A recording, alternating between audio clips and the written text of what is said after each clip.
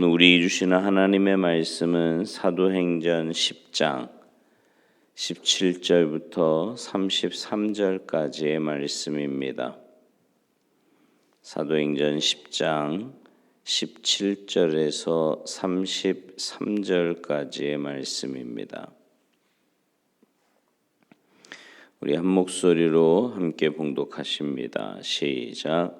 베드로가 본 바 환상이 무슨 뜻인지 속으로 의아해하더니 마침 고넬료가 보낸 사람들이 시몬의 집을 찾아 문 밖에 서서 불러 묻되 베드로라 하는 시몬이 여기 유숙하느냐 하거늘 베드로가 그 환상에 대하여 생각할 때에 성령께서 그에게 말씀하시되 두 사람이 너를 찾으니 일어나 내려가 의심하지 말고 함께 가라. 내가 그들을 보내었느니라 하시니 베드로가 내려가 그 사람들을 보고 이르되 내가 곧 너희가 찾는 사람인데 너희가 무슨 일로 왔느냐. 그들이 대답하되 백부장 고넬료는 의인이요 하나님을 경외하는 사람이라.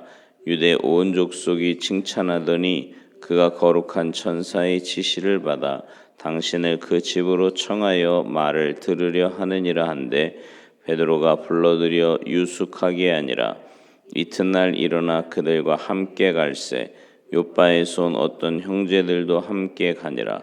이튿날 가이사랴에 들어가니 고넬료가 그의 친척과 가까운 친구들을 모아 기다리더니 마침 베드로가 들어올 때에 고넬료가 맞아 발 앞에 엎드려 전하니 베드로가 일으켜 이르되 일어서라 나도 사람이라 하고 더불어 말하며 들어가 여러 사람이 모인 것을 보고 이르되 유대인으로서 이방인과 교제하며 가까이 하는 것이 위법인 줄은 너희도 알거니와 하나님께서 내게 지시하사 아무도 속되다 하거나 깨끗하지 않다 하지 말라 하시기로 부름을 사양하지 아니하고 왔노라.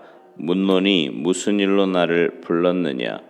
고넬료가 이르되 내가 나흘 전 이맘때까지 내 집에서 제 굿이 기도를 하는데 갑자기 한 사람이 빛난 옷을 입고 내 앞에 서서 말하되 고넬료야 하나님이 내 기도를 들으시고 내 구제를 기억하셨으니 사람을 요빠에 보내어 베드로라 하는 시몬을 청하라. 그가 바닷가 무도장이 시몬의 집에 유숙하느니라 하시기로 내가 곧 당신에게 사람을 보내었는데 오셨으니 잘하였나이다. 이제 우리는 주께서 당신에게 명하신 모든 것을 듣고자 하여 다 하나님 앞에 있나이다. 아멘. 할렐루야. 하나님께서 이스라엘 백성들에게 율법을 주신 목적은요, 백성들로 하여금 믿음과 경건을 추구하면서 하나님과의 관계를 열어가려는 의도였습니다. 하나님과의 좋은 관계를 열어가려는 의도에서 구체적인 율법들을 허락하셨던 거지요. 그런 율법으로 레위기 11장에 보면 음식에 관련된 율법이 나타납니다. 이런 음식은 먹을 수 있지만 이런 음식은 먹어서는 안 된다. 이렇게 구체적인 율법이 주어진 거지요. 레위기 11장 8절에 보면 이런 말씀이 있어요. 너희는 이러한 고기를 먹지 말고 그 주검도 만지지 말라. 이것들은 너희에게 부정하니라. 믿음과 경건의 흐름 속에서 하나님의 뜻을 따라 모든 관계를 유지하고 열어가려는 의도에서 구체적인 율법의 항목들이 주어진 거지요. 그런데 시간이 가고요. 세월이 흐르는 동안에 그런 율법이 인간적인 방향으로 치닫게 됩니다. 변질이 되는 거지요. 그런 음식을 먹는 이방인과는 상종해서는 안 된다는 방향으로 율법을 밀고 나갑니다. 이방인의 경건치 못한 삶을 거부하는 것 물론 맞아요. 그거 맞는데 이방인 자체를 거부하려고 하는 것은 아니죠. 어떤 음식을 금하라고 했지만 이방인과의 관계를 금하라는 의도는 아니었단 말입니다. 근데 세월이 흐르는 동안에 이스라엘 백성과 이방인 사이에 장벽을 세우는 일이 율법의 핵심으로 받아들이게 됩니다. 이방인들과 한 식탁에서 식사를 해서는 안 된다. 이런 방식으로 나아가게 되는 거지요.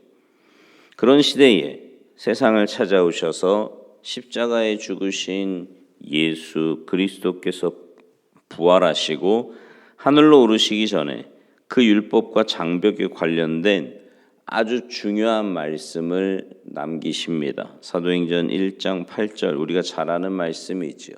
오직 성령이 너희에게 임하시면 너희가 권능을 받고 예루살렘과 온 유대와 사마리아와 땅 끝까지 이르러 내 증인이 되리라 하시니라. 유대율법의 울타리와 그 장벽을 넘어서 온 세상을 향해 복음을 전파하라는 말씀을 남기신 거예요. 율법의 장벽을 허물고 세상을 향해 복음을 전하는 것이 하나님의 뜻이다. 이런 말씀입니다. 하나님과 인간 사이, 유대인과 이방인 사이 오래된 장벽을 허물어 관계의 문을 열어가는 것이 예수 그리스도의 복음이 의미하는 바라는 말씀입니다. 근데요, 아무리 신앙생활 열심히 잘하는 사람이라고 해도 오래된 확신과 편견으로부터 돌아서는 것 사실 쉬운 일이 아닙니다. 오랫동안 지녀온 신앙과 사상의 장벽을 허무는 일은 사실은 인간의 능력을 넘어서는 일이라고 해도 과언이 아닙니다. 그래서인지 예수님의 제자들에게서도 율법의 장벽을 허무는 일은 결코 간단한 문제가 아니었습니다. 오늘 본문에 등장하는 베드로도 그렇지요. 율법에서 금한 것을 먹는 일, 이게 결코 쉬운 일은 아니었어요. 하늘로부터 내려오는 놀라운 환상을 보긴 했지만 평소에 율법을 성실하게 지켜온 베드로는요, 자신의 그 율법적인 확신을 포기할 수가 없었던 거예요. 그래서 베드로는 하나님이 먹으라고 하는데도 그럴 수 없다 이렇게 대답을 합니다. 이거 좀 웃긴 건 맞는 거죠. 왜냐하면 분명히 율법도 하나님이 주신 건데 하나님이 이제 됐어 이제 그만해도 되니까 먹어라고 하시는데도 그럴 수 없다고 내가 평생 안 먹었다고. 그랬더니 하나님이 뭐라고 말씀하세요? 15절 중반에 보시겠어요? 하나님께서 깨끗하게 하신 것을 내가 속되다 하지 말라. 그 뒤에 이제 로마 군인과 그가 거느린 사람이 베드로를 찾아오지요. 로마 백부장의 심부름으로 베드로를 찾아왔다는 거예요. 성령님께서 베드로에게 그 사람 따라가라 말씀하십니다. 그렇게 해서 예수 그리스도의 사도 베드로가 이방인 백부장 고넬료에게로 인도되어 가는 겁니다. 이렇게 서로 다른 두 사람이 오늘 본문에 만나고 있는데 당시로서는 절대로 있을 수 없는 희한한 일이 이제 그런 만남이 이루어지는 겁니다. 근데 자세히 보면요, 이 두 사람이 만나게 되는 결정적인 계기가 두 사람이 가진 몇 가지 공통점 때문입니다. 첫째는 두 사람이 다 하나님을 경외하는 사람이에요. 유대인이었던 베드로는 당연히 하나님을 경외하는 사람이었지만 문제는 로마 사람인 고넬료입니다. 그가 어떤 사람이었는지는 어제 우리가 본 2절 말씀에서 자세히 기록하고 있지 않습니까? 그가 경건하여 온 지방과 더불어 하나님을 경외하며 백성을 많이 구제하고 하나님께 항상 기도하더니, 정치적으로는 이 땅을 지배하고 있지만 그 정치적인 우월감이나 교만을 다 버리고 피점령 국가의 종교인 하나님을 섬기는 사람이었다는 말입니다. 그러니 고넬료가 하나님을 믿었다라는 것은 굉장히 놀라운 일이죠. 이 믿는다는 공통점이 두 사람의 만남의 계기가 됩니다. 믿음이라고 하는 것이 이렇게 공통이 되어야 하는 겁니다. 신앙인이라면 모든 일을 신앙 안에서 이해하고 받아들일 줄 아는 교감이 이루어져야 하는 거지요. 또 하나는 이 두 사람이 다 기도하는 사람이었다는 말입니다. 고넬료도 시간을 정하고 기도하는 사람이었고, 베드로도 비록 여행 중에 있지만 시간을 정해놓고 지붕 위에 올라서서 기도하는 사람이었습니다. 기도하는 사람끼리는 영으로 통하는, 이걸 영적인 교제라고 하지요. 두 사람이 기도를 했는데 둘 다 하나님이 보내신 천사를 만나서 지시를 받습니다. 고넬료에게는 욥바라는 곳에 사람을 보내서 베드로라고 하는 시몬을 데려오게 하라고 지시했고요. 베드로에게는 어떤 사람이 너를 데리러 오거든 아무 소리 하지 말고 따라가라고 지시하십니다. 기도하는 사람이었다라고 하는 공통점이 있기에 천사를 통해 만남이 이루어진 거예요. 여러분 매일 새벽마다 이렇게 나와서 기도하시는데 여러분 기도하는 사람을 이렇게 만나서 대화를 나눠보셨습니까? 세상 사람들과의 대화 너무 물론 중요해요. 그런데 기도하는 사람과의 그 영적인 대화, 그렇다고 무슨 뭐 방언으로 대화한다 이 소리가 아니라 기도하는 사람이 갖고 있는 그 영성이 있잖아요. 그죠? 그 기도하는 사람과의 대화를 이렇게 해보면 신앙생활을 어떻게 하는가 이것을 알 수 있고 또 시간 가는 줄 모르고 함께 은혜를 나누게 되는 거지요. 또 한 가지 공통점은 기도의 응답 속에 있는 하나님의 말씀에 순종했다는 겁니다. 당시 상황으로 유대인인 베드로가 로마 사람의 집에, 더구나 로마 군인 집에 들어가서 숙식한다는 것은 생활 풍습, 전통 이거에 볼 땐 절대 안 되는 일이거든요. 성령님께서 하래요. 성령님이 하라고 말씀하십니다. 이건 고넬료 입장도 마찬가지입니다. 자신의 신분이나 위치로 볼 때 뭐가 아쉬워서, 그죠? 베드로 같이 피지배 국가에 더더군다나 어부면 뭐 그 당시에 그렇게 좋은 직업도 아니었는데 그런 사람을 자기 집에다 부르겠습니까? 근데 말씀에 무조건 순종합니다. 이 고넬료가 비록 이방인이었지만 하나님을 제대로 믿는 사람이라고 하는 것을 보여주는 부분이 있지요. 오늘 본문 25절을 보세요. 그 높은 지체의 사람이 순종하는 모습이 어떻습니까? 베드로가 자기 집에 들어서자마자 넙죽 엎드려서 절을 합니다. 인간 베드로로 본 것이 아니라 하나님이 보낸 사람으로 인정하고 있는 모습이지요. 인간적인 시각으로 베드로를 본 것이 아니라 신앙의 눈으로 베드로 뒤에 계신 하나님을 본 겁니다. 그 신앙적 순종의 모습이 얼마나 아름다웠던지 베드로가 엎드린 고넬료를 얼른 일으키면서 나도 사람이다 이렇게 말을 합니다. 뿐만 아니라 베드로의 설교를 듣기 위해서 사람들을 모아놓고 마지막으로 하는 한마디에 그의 모든 신앙적인 겸손과 그의 믿음의 자세가 그대로 드러납니다. 33절 하반절 보면 이제 우리는 주께서 당신에게 명하신 모든 것을 듣고자 하여 다 하나님 앞에 있나이다. 베드로를 하나님의 사람으로 인정하고 그의 설교를 하나님의 말씀으로 받아들이고 있는 모습이지요.